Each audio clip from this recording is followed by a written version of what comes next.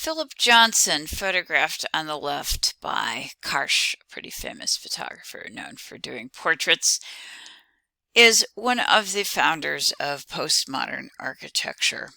Uh, his building, the AT&T building, that's the original company that owned the building in New York City, was from the very beginning a controversial structure and remained a controversial structure, as you can see by the cover of Time magazine, where Time is basically showing Johnson holding a model of his building.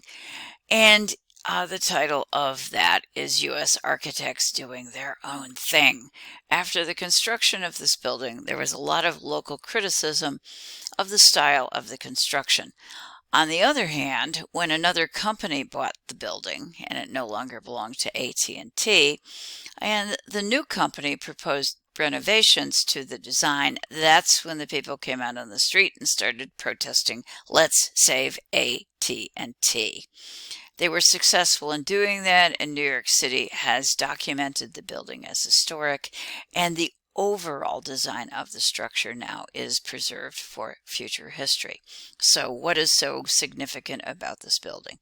Well, it's an early example of postmodern architecture. Postmodernism is a style that developed in architecture and spreads elsewhere to other areas of art and design. It develops in reaction to the international style, that modernist style that we looked at with the Seagram building, that came to be viewed as elitist without concern for ordinary people. Remember, I kept referring to it as corporate and classy and private. These are not qualities in architecture that make people feel comfortable or at home. The modern style, the international style, was considered, like the Seagram building, to be too impersonal and way too formal. It removed the personal dimension, the personal element, or the human element. And there was a strong reaction in the period of the 70s and the 80s when this particular building, the AT&T building, was being designed and implemented. We don't exactly know the reason for this change. We do know that around this time there was also a loss in the faith in technology. The things that were pushing our world forward, we discovered were also causing ill effects, in particular ill effects on the environment. And it is particularly in the late 70s and the early 80s when we're beginning to get real movements to attempt to work to save the environment. And we're talking about that's at least 40 years ago. Suggesting also not a whole lot has been done in that time period. There was also, I think, a need to come to terms with modern technology and the age of electronics in general, and a need for having a world that was more personal and therefore perhaps more comfortable. The postmodern style in general is a style that raises questions about where we had gone with our culture and with our values. It turns to build on pop, on concept art, on feminist art, on art of minorities, and it is very reactive. It reacts to the cultural questions, it reacts to a variety of historic forms, and it culls out hybrid images from a series of sources, breaking down barriers, breaking down divisions, so that what we end up with in postmodern style is a very eclectic mix that is based on a popular vocabulary that people can understand. And in that sense, it is close to pop art. It does include and allow decoration and ornament. It is playful. It also includes symbols where appropriate. And more than anything, I think it is a questioning kind of art style. Postmodernism is incredibly difficult to define.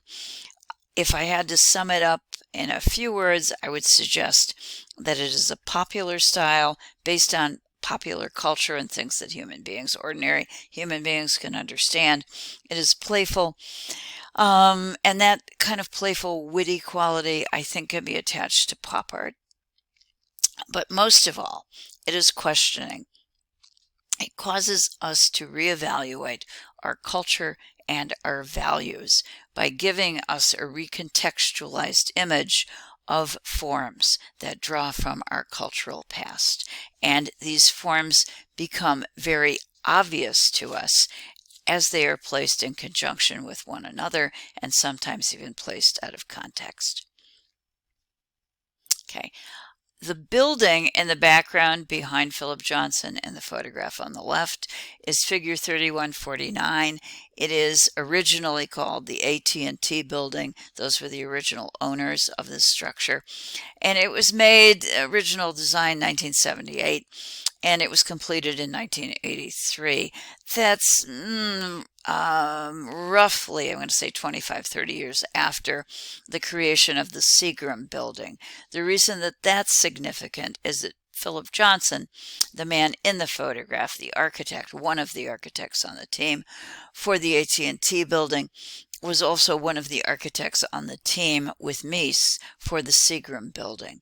He had a great reputation because of his past designs and because of the status of those designs, so AT&T hired him to create a building for them in New York City, and they said, here, we're willing to spend $200 million on this building. What did Johnson give them? Okay, this is the AT&T building on the right, and what Mr. Johnson gave them essentially was, in granite, a piece of furniture. It was based upon and played off from a tall dresser in the Chippendale style, an early American style of furniture, which had become, in terms of colonial designs, pretty elite. The top of the Chippendale morphs into, and you can see a dresser on the left, morphs into the form of a pediment, which would be a premier part of a Greek temple as well as a Roman temple. The one at the bottom of the screen is in fact a Greek temple, and the triangular shape at the top is the pediment. Well, you transfer the pediment to the top of the Chippendale, you carve out circular shapes, you transfer both of these to the AT&T building, and you can see the way in which the eclectic forms are combined, and they're combined in a playful way. This is kind of poking fun at past architecture in a very less than serious way, but it's also particularly turning away from, rejecting the aloof corporate image that was associated with the international style, a style that had become very quickly tedious, kind of boring and overbearing. What the AT&T architects are also doing is reducing the amount of glass on the surface. So we're bringing back the wall as a part of architecture. I think I already said that the face of this is granite, so we're bringing back the use of more traditional materials. That's not to say that there isn't steel underneath to actually help to support this, because this is a skyscraper, but it is turning away from opening of the wall in the sense that the international style had relied on that as an asset for its designs. Okay. This is another view of the structure. If you take a look at the slides on the left, you can see the way it rises upward, but it rises upward with a relatively firm exterior, relatively compared to international style, with a relatively solid wall, with glass windows inset, but still what we notice now is the wall as opposed to the glass with the steel supports surrounding it. This is a view of the main entrance. That's the image on our left. It is playing around with the idea of rounded arches, which of course can reference back to the period of ancient Rome. The interior of the library, we have, or excuse me, the lobby, we're seeing on the lower middle of our screen, and that's a repetition of arches echoing essentially the main facade of the structure. Okay, this might give you a little bit better sense of what that main entranceway actually looks like, and the detailing of it that is shown in the right as we actually look up at it. The archway surrounded by a circular window. Harking back, the circle is one of the favorite forms of the Renaissance. Yes, you can find it in other places as well, but I think we're picking up things from various places and tucking them into a new postmodern architectural style. One of the repeated forms will be a repetition of threes, essentially, three divisions, and that has been said to be a reference to Greek use of threes in triglyphs and metopes. In other words, once again, playing around with a variety of sources, combining them together to create something new that challenges the formal nature of the international style and causes us to question what the international style came to represent culturally to people in the 20th century. What Johnson is doing in the AT&T building is just the beginning. It will be taken much further in the international style with a variety of other buildings. One of the most famous of those is by Gehry, the guy who's doing the redesign for the Philadelphia Museum of Art, and one of the classic examples of postmodern architecture, in fact, is the Guggenheim Bilbao, located in Bilbao, Spain.